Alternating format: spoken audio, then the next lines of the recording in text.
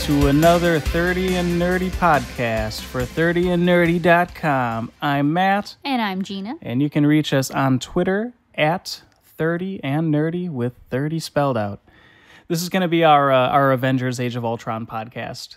But we also want to add in some Marvel's Agents of S.H.I.E.L.D. conversations also because the show, as many people know, kind of like wraps around all of the major films now with the way the Marvel Cinematic Universe works and stuff like that. Mm-hmm. So we're going to talk about Age of Ultron. We're going to talk a little bit about some of the predictions that we made in regards to Agents of S.H.I.E.L.D. leading up to Age of Ultron, and then the episode of Agents of S.H.I.E.L.D. that came out post Age of Ultron. This is a lot of territory to cover. Oh, yeah, absolutely. Okay, it's going to be full of spoilers, too. Absolutely, yes. But, I mean, the funny thing is, correct me if I'm wrong, do you even feel like there's that much that can be spoiled in Age of Ultron? I mean, it's a Marvel action movie, right? Yeah, there are no twists and turns. You already know who the bad guy is. You know who the good guys are. There isn't any kind of crazy revelation throughout it, and there's no, turning of real sides or characters. It's pretty much good guys versus bad guys. Good guys win. That's pretty much it. Yeah. Spoilers. Yeah, there you go. So that's a spoiler. Yeah, right. Okay. But for people who are seriously going to take the whole spoiler thing seriously, I guess we'll just say overall we recommend going to check out the movie, right?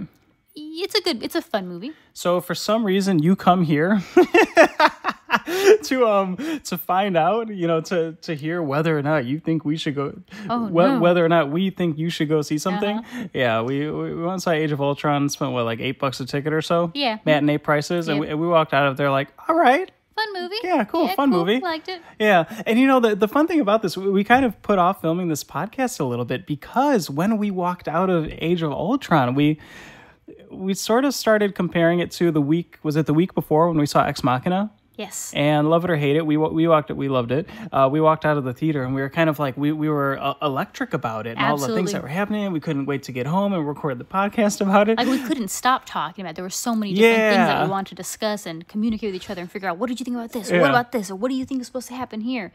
As opposed to Ultron, we walked out and we were like, that was cool. Yeah, we're like, cool, yeah. Yeah, a lot of stuff blowing up. Like, it was funny. It was trademark sarcasm and whatnot. Yeah. Yeah, the humor was really good in the film. And then we hopped in the car and we were like, what are you going to eat? Yeah. Do we really need to explain Age of Ultron to anybody? Like, if you're not following the Marvel movies by now, it's the Avengers and they assembled again. It's it's after the first Avengers movie. This is the next instance in which everybody's been together. Exactly. It's the instance in where one movie you find out Nick Fury's still alive. Yeah. So you find out on Agents of S.H.I.E.L.D. Yes, but if you don't watch Agents of S.H.I.E.L.D. Actually, Winter Soldier you find out, but oh, is that right? Yeah. Oh yeah, duh. Never mind. I'm sorry. Yeah. This is when he kind of comes back and he's kind of back in action or whatnot. But I guess we can talk about the things that we didn't kind of like, or the things that were weird, things that were a little off about it, that from previous Marvel movies, things that kind of just didn't flow quite right. Yeah, and I want to state also that you and I, when we go see movies, we generally try to stay away from like other people's opinions and reviews and things like that, so that we can go into these things with like a fresh mind, Yep. That way, if we're not tainted by anybody's opinion. That way, if we don't get to see a film on Friday night and Twitter's already like blowing up about how crummy something is, like every once in a while we'll kind of like peek around the internet because it's not like we're not going to screenings for free or anything like that. It's just to make sure that we're not gonna waste our time or money. Yeah, time or money and stuff like that. And so this movie, when I was doing a little bit of peeking around, I seemed to see things that said the movie's pretty fun, but it's also kind of a mess. Oh, wow, okay. And that sort of bummed me out to hear, but at the same time, I wasn't going to not go see it, because of that, obviously. Yeah. It was still enjoyable, yeah. Yeah. And so you were saying we're going to talk about some of the things that we didn't like about it. The things that were a little off. Things that just kind of didn't seem to make sense, but you kind of went with it anyways because it's a Marvel movie. You're like, I'll forgive them for it because they've made so many other great movies, and it'll end up okay, and it'll wrap itself up, and it'll be fine. Yeah. I often say that like the first Avengers movie, I love it, but one of my problems with it is I feel like the pacing's off. I feel like the first whole 2/3 of that film is really, really, it's sort of slow. But then again, when I think about it, I'm like, oh, it's not really that slow. But, it's like that last third that's just, like, explosive. Exactly. The last third is so good, it makes the first 2/3 look slow, even though it's really not. Okay. And I feel like this movie ran into some of the same pacing problems where not like the action scenes themselves, but getting from action scene to action scene to action scene, everything was moving fast, and they were just, we're here, now we're going here, so this happened, so now we're going here. And we're going to skip some steps in between just so you realize that, okay, Yeah, like sometimes movies do a really good job of, like, you can tell the director or editor ultimately, in other movies would have decided, well, we don't need to see these characters actually travel from point A to point B, and so they make a cut, and it's like establishing shot. They've arrived here. Yes. But I feel like Age of Ultron never had those establishing shots of where it's like outer enemy compound, and then like, okay, we're inside of it. It's just like, nope, we're inside. Yeah, you know? It was really weird. Yeah, maybe I'm just realizing that now. Maybe it was like a lack of establishing shots for a lot of things. Maybe. That was weird. One thing that, I mean, I have to keep in mind was that the movie was 2 hours and 20 minutes long Yeah. without those establishing shots. Yeah. So, I mean, I'm sure at one point, with the cinematography and the writers and editors that they have on staff, those shots are probably somewhere. They were filmed and they were, taken a look at. But, like, with as long as that film was, I'm sure they realized that there was stuff they had to cut out. And they cut out a lot of, especially with thinking of Thor and his little water pond scene. Yeah. They definitely cut stuff out there that was just like, whoa. Which that one stood out, right? Absolutely, yeah. So I'm sure that movie could have easily been 3 hours. You know, I don't want to venture to guess that they just forgot those types of shots or kind of connecting scenes, because it's not like the Marvel way. But I'm sure it was stuff that they felt could be sacrificed in lieu of other scenes. Yeah. The movie probably needed to be about 3 hours long in order to properly pace and like tell the story that they needed. Yeah, maybe not even rivet us, but to be a much better movie, yeah. Don't get me wrong, like in these movies, like because the dialogue is often really, really funny, and we gotten to the point where we've seen so many of these characters in so many other films and stuff like that like we genuinely, care about what's going on with them. So it wasn't like I was bored by the slower parts in the film, but I felt like if the slower parts were just trimmed down a little bit, and let's say they need the movie to be 2 hours and 20 minutes, so you just trim a little bit off the slower parts and add a little bit exposition to some of those other parts, and the film would have been a lot more balanced, But again, we don't know what they trimmed off. I mean, what if those slower shots were trimmed? What if there was, 30 more seconds of monologue in each one that we don't know of, that they decide, okay, this can go, this can go, this can go. And that's what we got. That's the final cut we saw. Yeah. So. Did you feel weird about the intro to the film at all? I haven't talked with you about this, but the more I keep playing it back in my head, like, so the intro, they're storming the Hydra base, and all the characters are there and they're battling, and I thought like a lot of the action was like really cool and spectacular, and on like one hand I'm thinking, or I feel like, like, oh, what a cool way to like reintroduce everybody together, then like storming a base together and using all their powers and abilities. But it was like one of those things where I don't know if it was because it was like so busy. Like there's scenes where like Captain America's like ramping over stuff and like turning and whatnot, and I couldn't help but feel like it was just like this really long CG scene, and I was like, are the actors really there? Like the amount of CG that they used in the intro there kind of like instantly just put me a little bit off. It was weird. We can take out Mark Ruffalo, who played the Hulk, so he probably wasn't there. CG. Scarlett Johansson probably wasn't there because she was pregnant, so it's probably her stunt double doing most of that. Oh, I didn't even think about that. Let's see. Captain America's really strong, so I'm sure there was something. Most half of him was in there, so maybe half the team was there. Maybe half the actors were. Okay. Hawkeye was there. Yeah. It was. I mean, they could have filmed them all separately against green screen and then composited it all together later, anyways. Yeah. But did the movie start off with a bang for you? Were you like, oh, this is awesome, or were you like, oh, this Winter Soldier, this is not?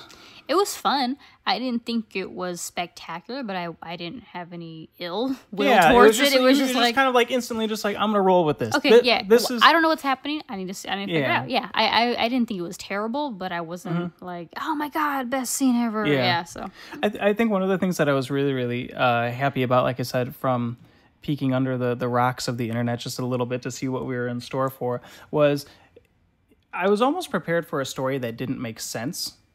And I was glad that despite all the corners that were cut and as choppy as it was, I still felt like it made as much sense as a movie like that can make. Remember when Hawkeye says at some point, he's like, oh man, I can't even paraphrase him. He's like, we're on a floating island fighting robots, and I have a bow and arrow. Yeah, and exactly. We're on an island that's flying. We're fighting aliens, and I have a bow and arrow. Yeah, exactly. Yeah. Does he say none of this makes any sense? Does he toss in a line like that, something like that? Mm-hmm. Yeah. But did you feel like, aside from those moments in the story where gems are floating in the air and assimilating with like AI systems and all this stuff that Joss is just like, just trust me, it works, you know, like the science and the mythology behind this all pieces together and just kind of like, okay, cool, comic books, you know? Yeah, I mean, there was, like I said, there was a lot of things where kind of like that just didn't flow right. Where it's kind of like, that's okay, but I'm forgiving you because you've given us so much more great entertainment that it's okay for you to either slack off a little bit or make a mistake here or there. Because overall, you make really great movies. Yeah. So it's okay.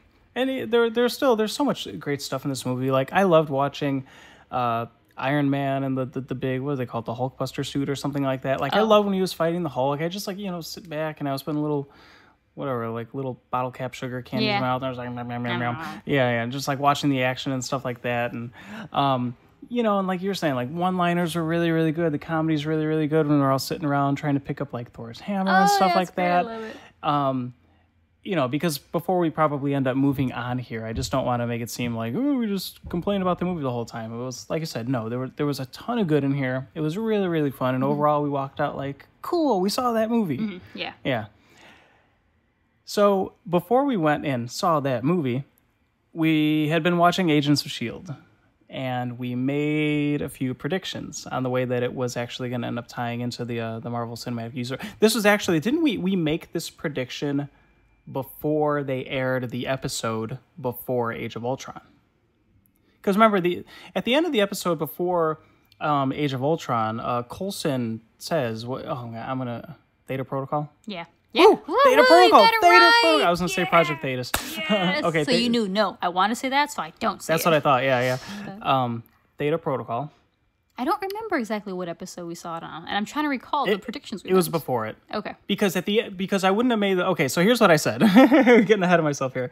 I said Theta Protocol is going to be the big thing that ties into the Avengers film. I said, you're like, well, it's real broad. I don't know if you nailed that prediction. Yeah. You know, I was like, well, how could I know it would be a flying fortress? You know, there's no way to predict that. It's just especially because at the end of the episode, he specifically says, assemble the Avengers. And it's like, what? Yeah, no, exactly. That's why I'm saying I didn't make the quote unquote accurate prediction on that episode. That would have been dumb because you just said it. We made it sometime before that.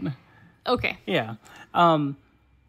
And so I predicted that Theta Protocol would be something big that was happening in the Avengers, and that it was going to be some sort of like a backup plan. Yeah. They said, like, in case of emergency, break glass, blah blah blah. But so that was right, and that was cool. And so let's talk then a little bit about the episode of Agents of S.H.I.E.L.D. that just aired this past Tuesday, which is the first episode after Age of Ultron came out. Okay. Because it's still, they spent a good chunk of that episode kind of mentioning that, like, Ultron was defeated and all this. It's kind of interesting, too. Like, I don't know that there is somebody out there who is watching Agents of S.H.I.E.L.D.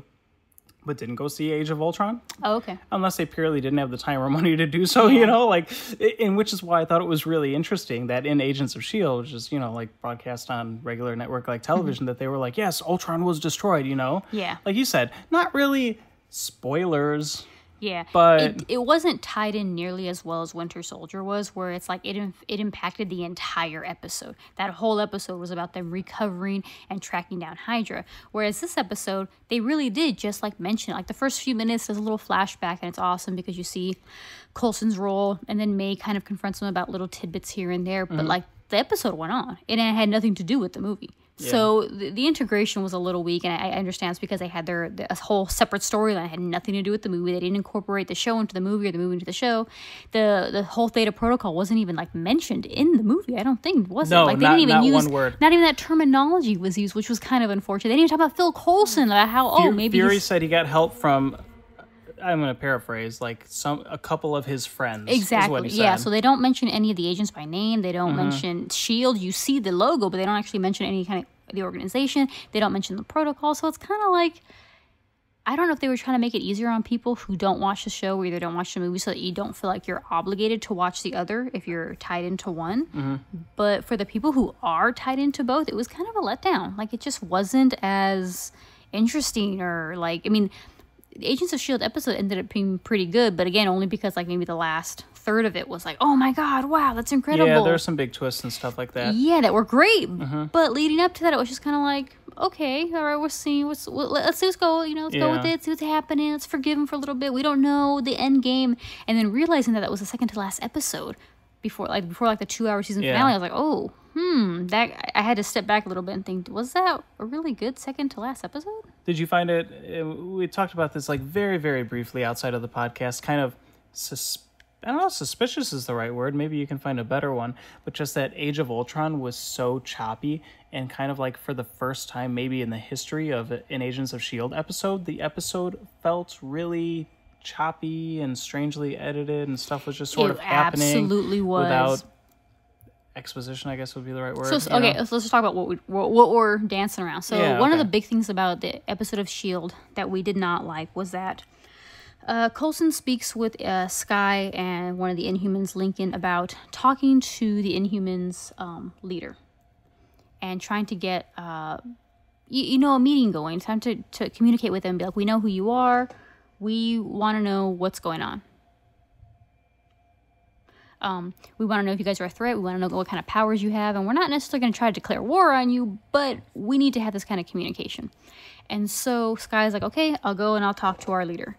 Well, she goes and she talks to her, and all of a sudden, S.H.I.E.L.D. agents are just, okay, all right, we're getting ready for this meeting. Everybody assemble, get this ready. You're going, you're not going, blah, blah, blah. And they already start taking off when they haven't even shown Skye get to the base to actually say, hey, this is what happened. They want to meet with you. Is it okay? Are we having this meeting? They just have it. They just show up, and then all of a sudden the people at in Afterlife are like, yeah, okay, sure, we're getting ready for this, we're sitting down. But it's like, wait, where was the conversation? Where was the confirmation? Where was either the fear or the anxiety or the anticipation or something? It was like, nope, just happening. And I was like, oh, okay, sure. I know, it was so much of a feeling of just happening that there's a little part of me that's like, no, they don't do that to you. This show doesn't do that to you. Are we missing something? Are we not paying attention? I even stopped in the middle of the episode and I asked you, did they confirm it? Like I had, maybe I wasn't listening. I looked at my phone at the wrong time or something, but like it totally just jumped that whole area where you're not really sure, like, are they invading? Or are they going on like amicable terms where, oh yes, we agreed on this and we're going to sit down and be adults and figure out what's going on. I was like, no, they just kind of showed up. And I was like, well, it was just, and I know it doesn't sound like that big of a deal, but when you're watching the episode and you're seeing them going back and forth between these two environments and these two sets of characters, it was just very weird. It was very forced. And then on top of that, there was the whole issue, and once again, maybe we missed something. And if we missed subtle clues about this kind of stuff or like something really big, yes, please leave us a message on YouTube or SoundCloud or 30andnerdy.com. Let us know, like, hey, you guys missed like a big piece of this puzzle, or like even if we didn't miss anything, be like, yeah, I thought something was weird about this episode. But was the whole thing? I can't remember the one character's name. The one that has like can turn into May whenever she wants because of the face stuff. I think her name is Kara, but I still call her Agent 33. Oh, okay, Agent Kara, 33. There you go. like Yeah, how she was supposedly in a cell. Because she was supposed to be locked up. Yeah, and then how all of a sudden is she on a plane with Agent Morse? Yeah, exactly. And then they're like fighting and yeah, it was just weird. Like all of a sudden that happened. Like when did you get out of your cell? Like okay, you can look like May whenever you want, but somebody at that base is gonna realize there's two Mays, and there's no person in the cell. May, why are you locked in the cell? Okay, and so then let's say Agent 33 is like, like trained by Ward and stuff like that. She can like pick S.H.I.E.L.D's locks and somehow can get out of there, but like, okay, show it. Yeah, exactly. Show her being cool, because she's still kind of a lame character. She's still just Ward's little lapdog. Yeah. And we have no idea if he actually does care about her. He's still just using her because he's still a psychopath. But like, she is still a very uninteresting character. It doesn't make sense how, like, the twist of her being May in that plane and getting Agent Morse and Ward shooting her down after she's like, that's awesome. I love that twist. But it doesn't make sense how she got there. Like, yeah, if she was May, it's like, whoa, May, why are you in the cell? I just walked that other lady in here. I'm that stupid cartoon cop thing where did she go? It's like, that's really lame. And it's like, how could one Agent Morse not be aware of where May really was? Nobody noticed that there was two of them. Somebody wasn't communicating on some kind of walkie or intercom, and they both, and like, it just doesn't make sense. They didn't cover it at all. I'm not even going to say very well as to how she was able to get in that position. So it's one of those things we're just supposed to accept and be like, okay, this is what happened. Oh, wow, cool trick. She's actually being double crossed, and they took her to the middle of a field or something. Which again is cool, but there's no substance for it to have ever happened. It just doesn't make sense. Another thing, and I hope I'm not getting nitpicky here, but when what's his name, Gordon, the teleporting guy, and what's her head, when they teleported into in the S.H.I.E.L.D. base or whatever, the boat or whatever, where they're hiding the alien artifact and stuff like that. Like, yes, yay! Thankfully, eventually Hunter popped out from around the corner from and nowhere. was like, "Don't move." But really, you guys teleported in and walked around that long and no security camera on this freaking... Like, no camera, no person saw you. Like, you're on a boat, okay, so... But, no. Who is on guard? I know, seriously. You don't even have, like, the lamest of the deputies walking around down there, especially outside the freaking door with the awesome cargo. Yeah. Like, that was really lame. And yeah. So, okay, so it was one of those things where, like you said, cool twist, what's-his-head dies. Oh, yeah, Gonzalez, yeah. Oh, man, Mr. Stand and Deliver, yeah. Mr. Stand. I still can't believe it's the same person. Yeah, the same actor. I made us rent Stand and Deliver so that Matt could see Edward James almost 30 years ago and enjoy an awesome movie. Before he smoked all those cigarettes. I guess. And became the movie trailer voice guy. I don't know if he really is. I think didn't you say he does that kind of voice work? That you heard that he does? He's narrated stuff. I don't know if he's in trailers. Man. I know, awesome voice though. Anywho, getting back, which was awesome. I couldn't believe she freaking killed him. Yeah, that was crazy. And it's going to be stupid when people believe that, oh my God, he attacked her. And it's like, no, of course, there's no cameras or walkies or anything in there no witnesses, right? Oh, jeez.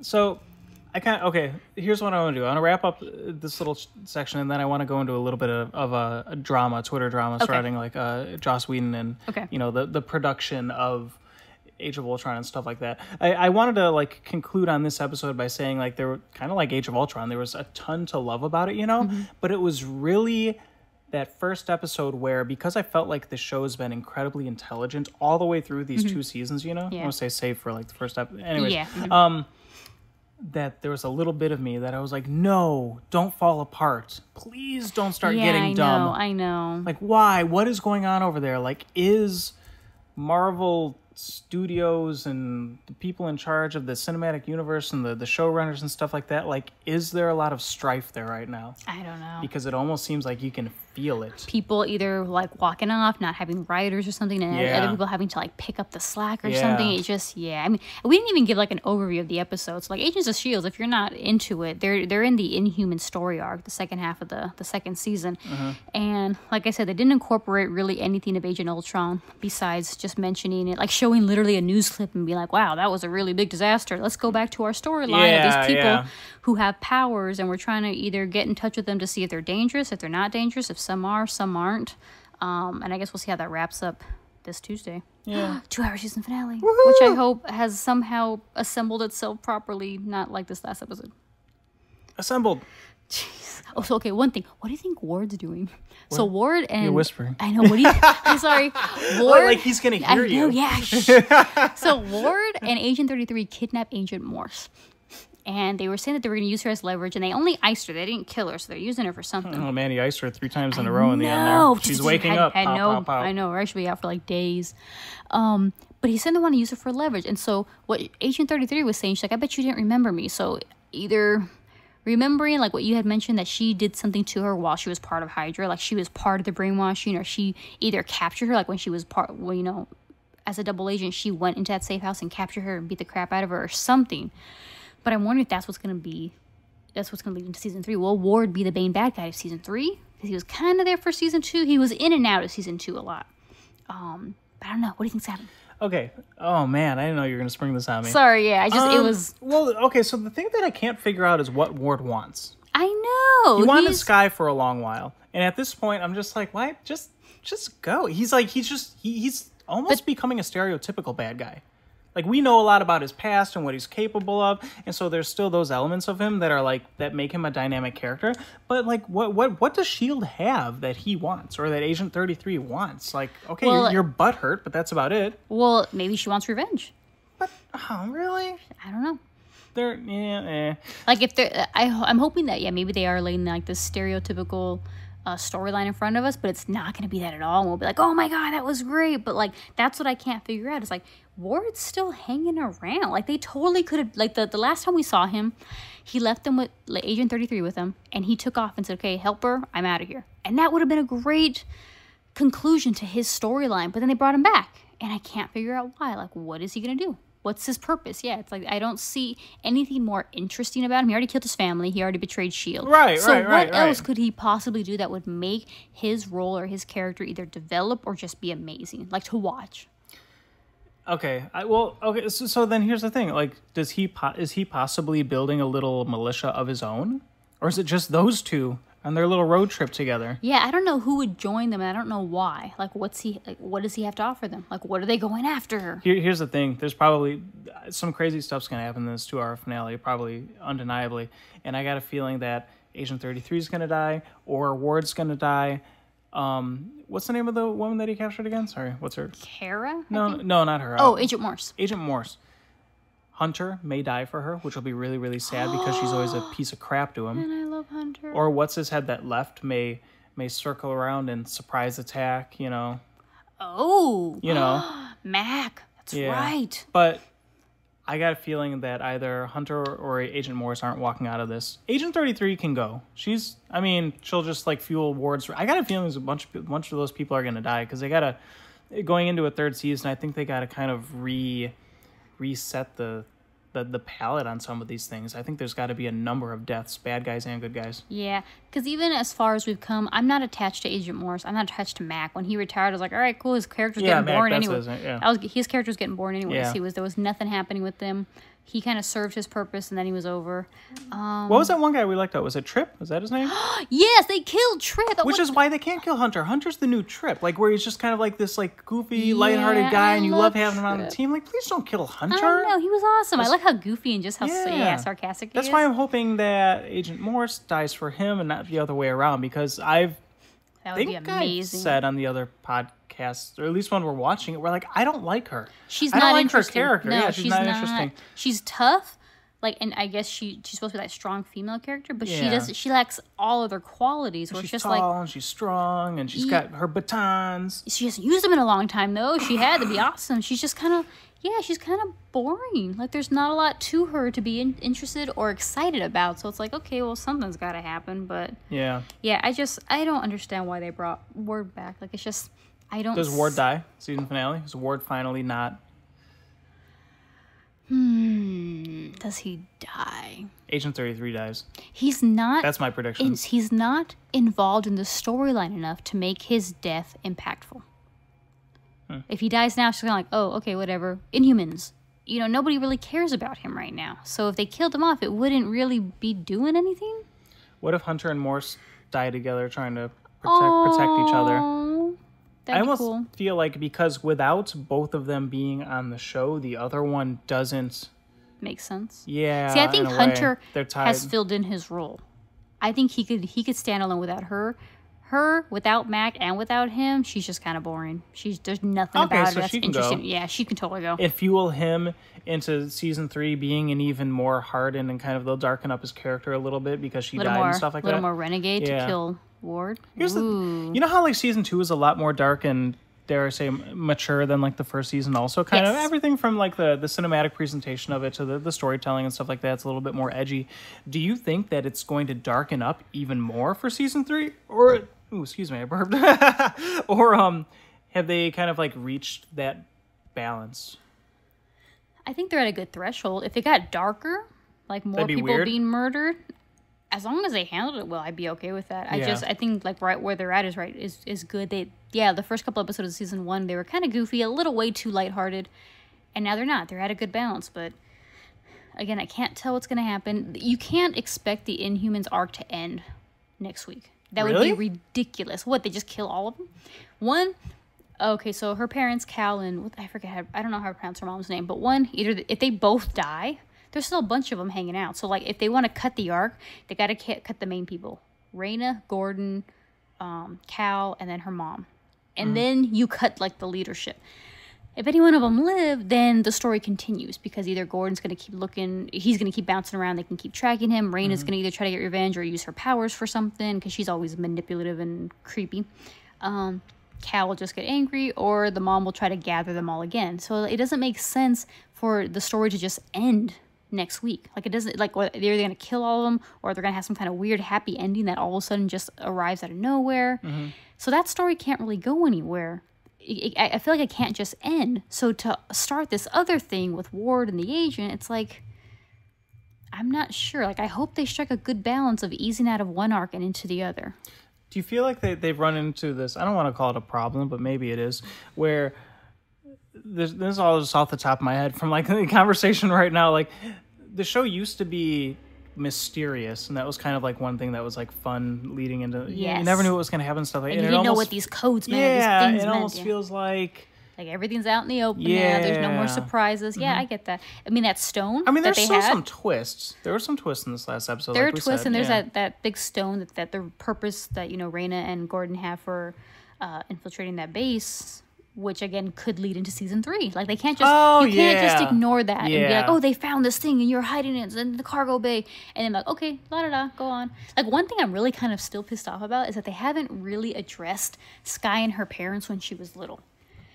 Like, they keep the whole part of the first half of season 2 was, oh my god, you're in 084 and your parents were trying to kill you and they were monsters in, this town, so he took you away. And it's like, well, her mom was half dead and her dad went to go find her. So I'm guessing that they were referring to her dad taking that weird serum or whatever to become like superhuman and, which I want to see happen on that plane. Exactly. oh yeah, I'm sure we'll see him go crazy. Yeah.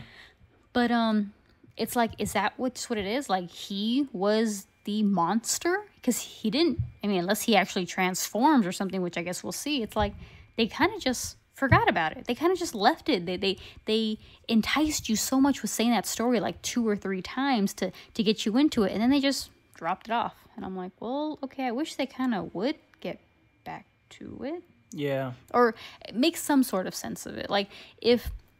I don't know. I kind of find it hard to believe that her parents didn't know that S.H.I.E.L.D. had her. Like, if they were the ones that found her and they're still fighting them now, like, why on earth did they never find her? Like, it doesn't make sense. I don't know. It just... Well, she was homeless until S.H.I.E.L.D. found her, but... Well, no, she was the baby. Oh, you mean, okay, yeah. Well, S.H.I.E.L.D. was the one moving her around from house... so I'm just like, if they knew... Yeah. I don't know. It was just... I wish... they either explained it more or they didn't try to draw you in with that bait as much, because it's very open-ended. So ultimately, we both agree that something really, really, really big needs to happen in this season finale, more than just deaths. Like, something with the alien thing, and like something huge has to happen to put a major twist on everything, shifting tons of characters' motivations and allegiances and things like that to make it all really, really, really interesting. Yes. Again, it was a really great season, but I'm more curious about what they're going to do with it next than I am excited to see the finale, because I'm like, I'm scared that they can't pull it together. I agree. Yeah. I want to know where the next story arc is going, and kind of like, they just going to wrap it up and hope that they can just dust it under the rug and it's okay. It's so funny that this is like such a stark contrast to like a couple weeks ago or whenever it was that we were like, Agents of S.H.I.E.L.D., best television show ever made, blah, That's blah, why blah. It's disappointing, but, man. So let's kind of, okay, so not to piggyback off that was disappointing, but you want to touch a little bit on like the Twitter drama and stuff like that with Joss Whedon and Marvel and stuff like that? Yeah. Obviously, we don't have the whole picture, so I don't want to speculate on it too much. But from what it sounds like, for people who aren't following and stuff like that, was that during the production of Age of Ultron, writer-director Joss Whedon, who did the first film, and Buffy and like all sorts of tons of shows and amazing, movies and grew shorts up a Marvel fanboy and is getting to direct all these movies and stuff like that. Really butt heads with the Marvel executives about the cut of the film, the production of the film and the way that it was and wasn't going to tie into Agents of S.H.I.E.L.D., which he also kind of like helmed and directed the first episode for, and always has executive producer credits and stuff like that for. The rug pulled out from under him when all of a sudden Agents of S.H.I.E.L.D. show where the S.H.I.E.L.D. organization crumbled, and like he kind of, that was a surprise to him as well. And so he's expressed in recent interviews, like when he was being interviewed about Age of Ultron and stuff like that, has openly expressed his frustrations with working with Marvel on these projects and stuff like that. But then also has quit Twitter recently, and I don't want to say it's because of these things, because he has openly said it's not because of Age of Ultron and the criticisms that he's received and stuff like that. He ultimately said that he quit Twitter because he needs to move on to new projects now, and Twitter is a very, very, very loud space. He essentially said like something along the lines of like, imagine trying to write a script at like Coachella or like some concert with all the noise and stuff like that. He just needs to go to a quiet place and he needs to work on his next project and stuff like that. But amongst the criticisms in regards to Age of Ultron was the way he's chosen to portray the Black Widow character in this film. And basically a lot of people are calling him out for being sexist, even though I guess throughout his career and stuff like that, he said that like he was raised by like feminist parents and things like that, and so how could my work be sexist and stuff Buffy like that? With the main female, strong, incredibly amazing lead character, like it just doesn't. And I guess like ultimately the whole thing just makes me feel like a little bit sad, But like I watched that movie and I was kind of like, okay, so I don't care that much that like Black Widow is, or what's her name? What's her actual Natasha Romanoff? Yeah, Natasha. Like okay, Natasha's crushing on Hulk, and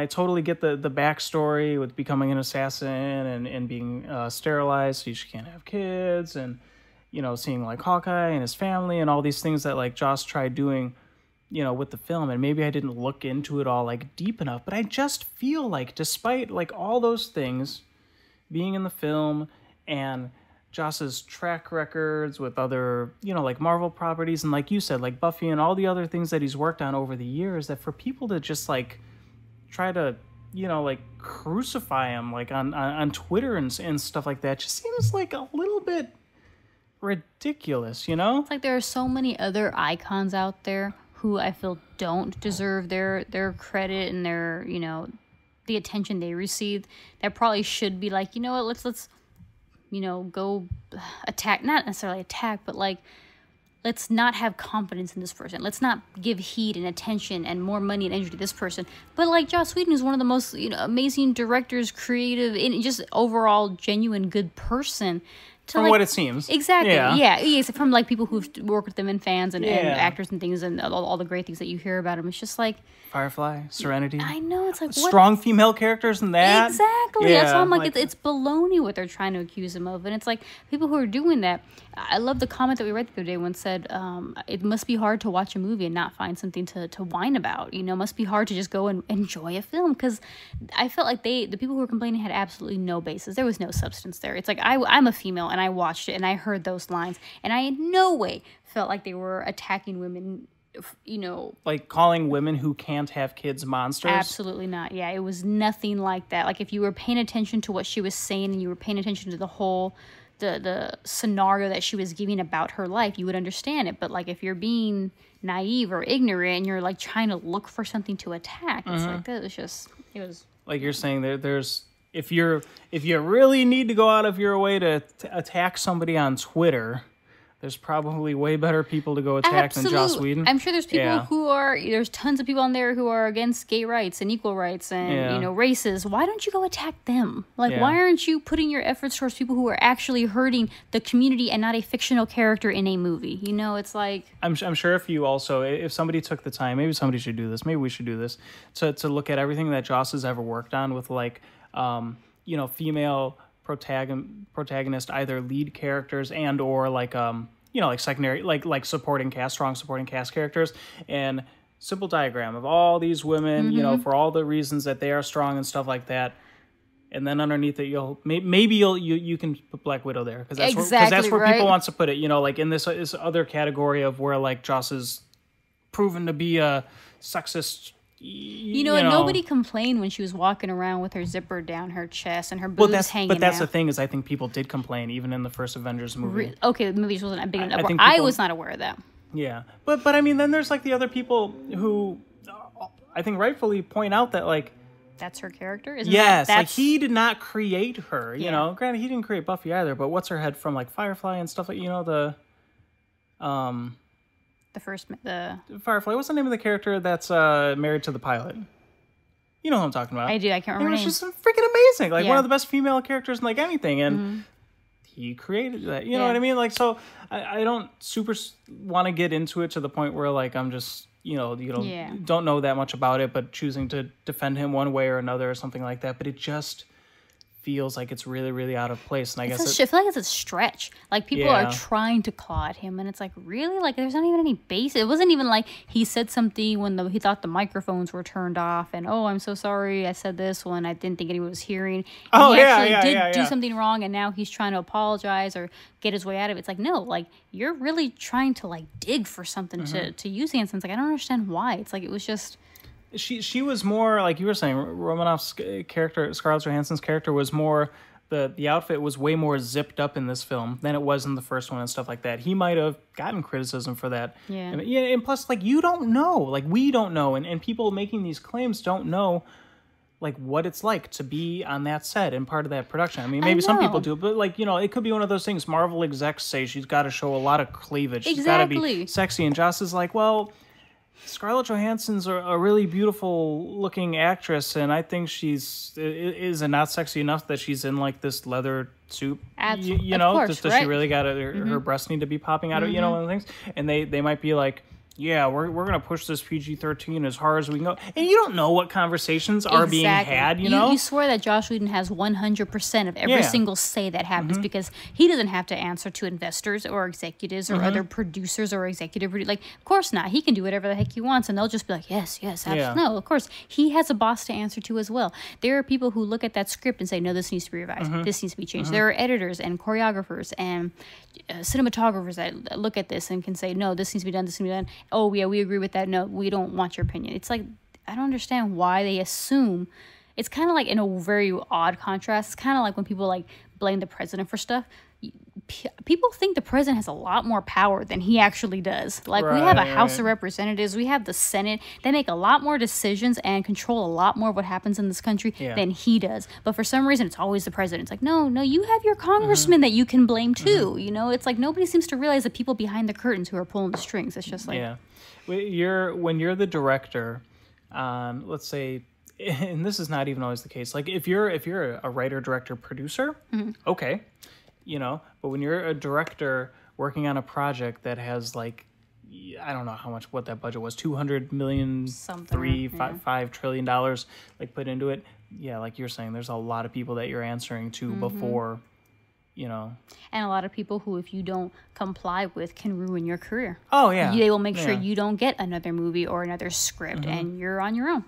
So how sad is it that, like, not only does he run into these kinds of troubles, as he said, with butting heads with executives over what scenes should and shouldn't go in the movie and stuff like that, but then all the Twitter backlash on a film that he obviously fought for, Yeah, I know, right? And then to just be like, Anywho, that's my gist. I think we've beaten that. Yeah, I mean, so we started talking about Ultron. We went into Agents of S.H.I.E.L.D. And we just talked more about Ultron. So it's kind of like a little, it's almost like we did a quarter and then a half and then a quarter to equal this 100% for the podcast. So overall, Ultron, good movie. Fun, exciting, not riveting, but fun, enjoyable. Agents of S.H.I.E.L.D. was awesome. Hopefully it'll get back on track with being awesome. Yeah. And good luck to Joss in his future endeavors. And one last thing, I want to put you on the spot for, because we were talking about this the other day. I said my top 5 are now ranked from my number 1 through like number 5 being not like as get the gears going right here. Oh, all right. I said Winter Soldier. Guardians, I think you said. This is Marvel's cinematic universe, not just like Avengers tie-in films. So yes, what I say? I said Winter Soldier, Guardians of the Galaxy, first Avengers movie, and then I said Iron Man was in there. I think it was. No. Wait, hang on. Yes, Winter Soldier. Guardians. I thought you said Iron Man 3. Wait, what did I say? Winter Soldier. Guardians of the Galaxy. Thor. Okay. You don't remember. No, I don't. Winter Soldier. Hang on. Guardians of the Galaxy. Because you named 6. Avengers. Thor. Iron Man 3. There it is. Okay. And do you have a top 5 yet or no? Oh, man. I'm not going to, like, if you have to think about it for forever or whatever, obviously not just going to have, like, that. I'll have to pen this to the post or something because I don't remember. Okay, but you said solid list. Yeah. Winter Soldier number 1. Guardians of the Galaxy number 2. Avengers, Thor, Iron Man 3, which a lot of people thought Iron Man 3 was an abomination. I loved 3. As somebody who doesn't follow the comic books, I like, okay, so they destroyed the Mandarin character, but it doesn't mean anything to me. It was weird, but overall I think the movie was better than 2. And then supposedly they made that little, which we haven't watched yet, that little standalone film that kind of like irons out all the stuff they do. Yeah, I know we should watch that. I like that they listen about that. Anyways, we're going to get off track here. Yeah. I wanted to toss that in since we were like walking around, and you still couldn't decide the other day. I got it. You named 6, and then I can't remember what the 6th one you said. Anyways, I'm good. You good? Yeah, I'm good. All right. Until next time. Yeah, wait, real quick. Facebook, Twitter, Etsy, 30nerdy.com, YouTube, Tumblr, Instagram, Pinterest. We are everywhere. SoundCloud. We're filming upcoming Pokemon documentary in Seattle, in Athens. Seattle is on the weekend of the 16th and 17th of May at the Seattle Center. Athens, Georgia, that Pokemon thing is going to be the 30th and the 31st over at Civic Center or something like that? Classic Center, something like that. If any of you are out there or know somebody who will be at these regional tournaments, let us know. Twitter us, Facebook us, email us. We would love to interview Masters Division players. Yes, Masters Division 18 and up. Legal reasons. Yes. So for 30andnerdy.com, I'm Matt. I'm Gina. And thanks for hanging in there. Bye.